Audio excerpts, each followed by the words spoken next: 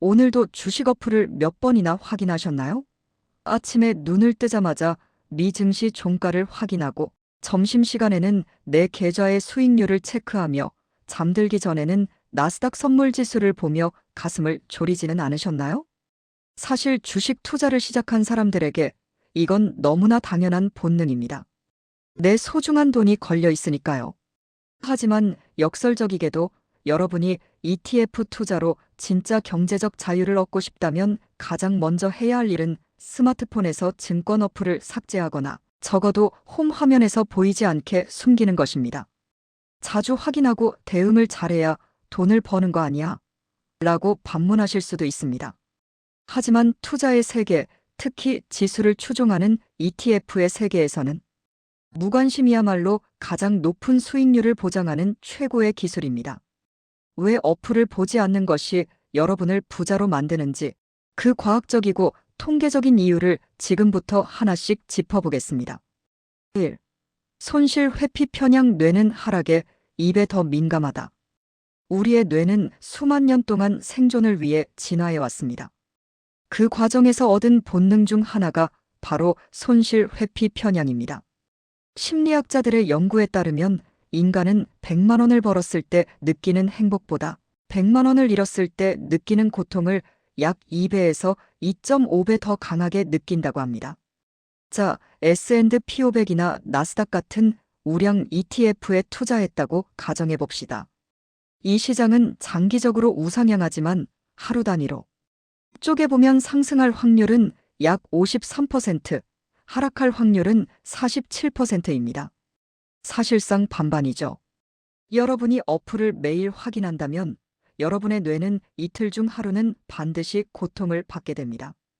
통계적으로는 계좌가 조금씩 우상향하고 있더라도 뇌는 하락하는 날의 고통을 훨씬 강렬하게 기억합니다. 결국 내 선택이 틀린 거 아니야? 지금이라도 팔아야 하나? 라는 공포에 사로잡히게 됩니다. 이 공포가 누적되면 결국 가장 저점에서 견디다 못해 손절 버튼을 누르는 최악의 선택을 하게 되는 것입니다. 어플을 보지 않으면 이 불필요한 고통의 빈도 자체가 사라집니다. 근시안적 손실 회피. 자주 볼수록 겁쟁이가 된다. 노벨 경제학상 수상자인 리처드 탈러 교수는 이를 근시안적 손실 회피라고 불렀습니다. 투자의 성과를 확인하는 주기가 짧아질수록 투자자는 더 위험 회피적으로 변한다는 원리입니다. 실제 실험 결과가 이를 증명합니다. 투자자들을 두 그룹으로 나눠 A그룹은 매달 수익률을 확인하게 하고 B그룹은 1년에 한 번만 수익률을 확인하게 했습니다. 결과는 놀라웠습니다.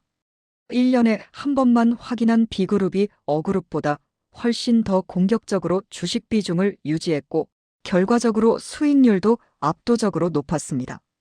자주 확인하는 사람들은 작은 변동성에도 깜짝 놀라 주식을 팔고 안전한 예금으로 갈아타거나 소폭의 수익이 나면 금방 팔아버립니다.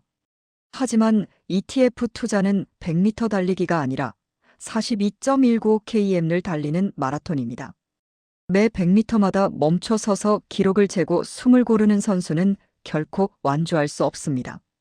어플을 자주 보는 행위는 마라톤 선수가 자기 발가락만 보고 달리는 것과 같습니다. 멀리 산을 보고 가야 지치지 않고 목적지에 도달할 수 있습니다. 3. 뇌동매매의 함정. 아무것도 안 하는 것이 가장 어렵다. 어플을 자주 보면 자꾸 수정하고 싶은 유혹에 빠집니다.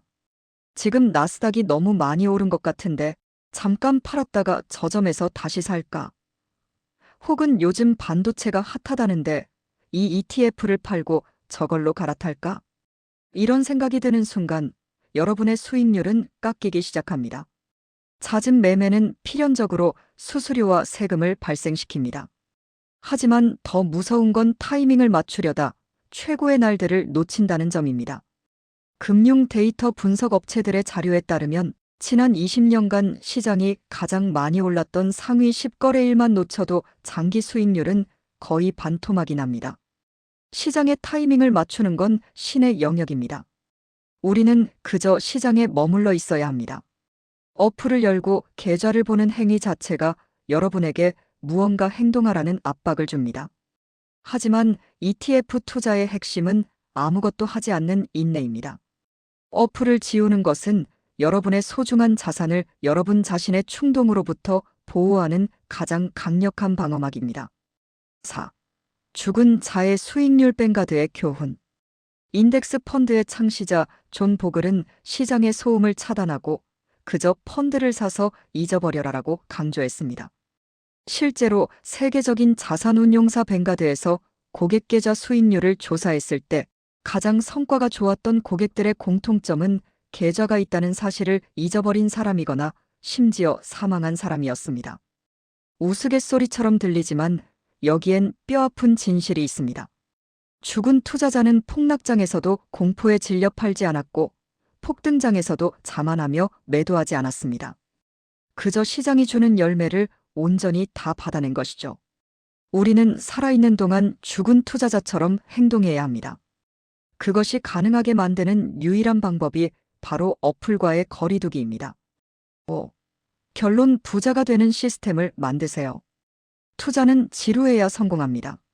만약 투자가 짜릿하고 매일 앱을 보는 것이 즐겁다면 그것은 투자가 아니라 도박을 하고 있을 확률이 높습니다. 이제부터라도 부자가 되는 시스템을 직접 구축해 보시기 바랍니다.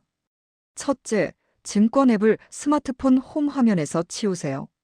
폴더 깊숙이 숨기거나 아예 삭제하고 PC로만 확인하는 환경을 만드세요. 둘째, 자동 적립식 매수를 설정하세요.